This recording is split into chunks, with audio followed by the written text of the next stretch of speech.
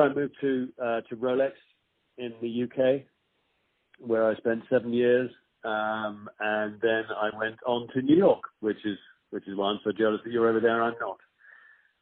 But I spent about 9 years with Rolex, and I got to the level of vice president, marketing communications in New York. We'll come on to talk about that brand at much greater length. It's a fascinating one. It is very successful to date, but it is like so many of the watch brands in the world today. Development is glacially slow. It's ironic, really, that you're working in the business of time and keeping time, and it takes so long to make decisions and to do really interesting new stuff.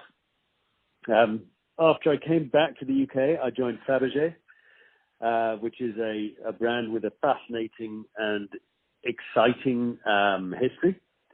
I'm quite sure you're familiar with it, but I've seen the documentary on Fabergé. It's brilliant. It's superb, and it's fascinating because it has so much dormant value. And relating it back directly to this project, during the course of my relatively short tenure there, they did try and extend the line from jewelry into the watches world. And they've had some success in the sense that they have seen some awards, but less success when it comes to actual sales. But we can talk about that in a minute. Is there an area that you guys want to sort of dive in and start asking me questions? How do you want to tackle this?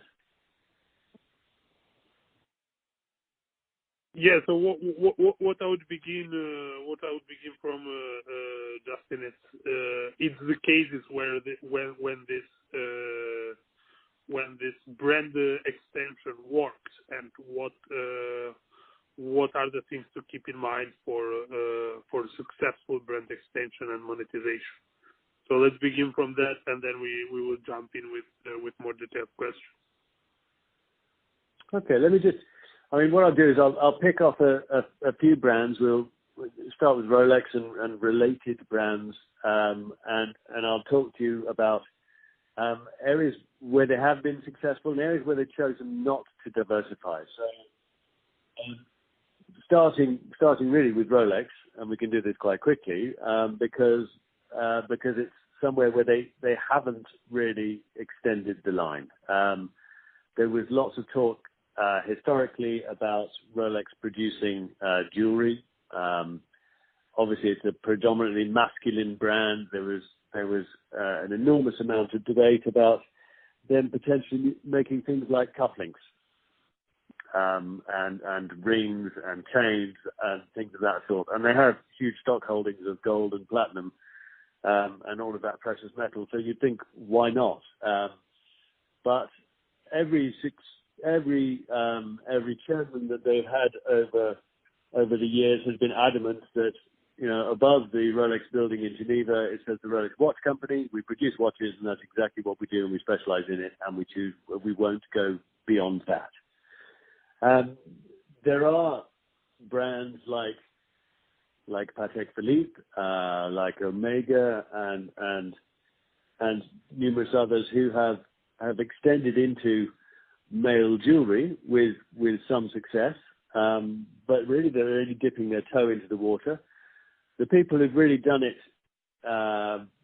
extremely successfully are the brands like Cartier, and arguably Montblanc, going in the opposite direction. So Cartier, being really globally known as a jewelry brand, extended into watchmaking.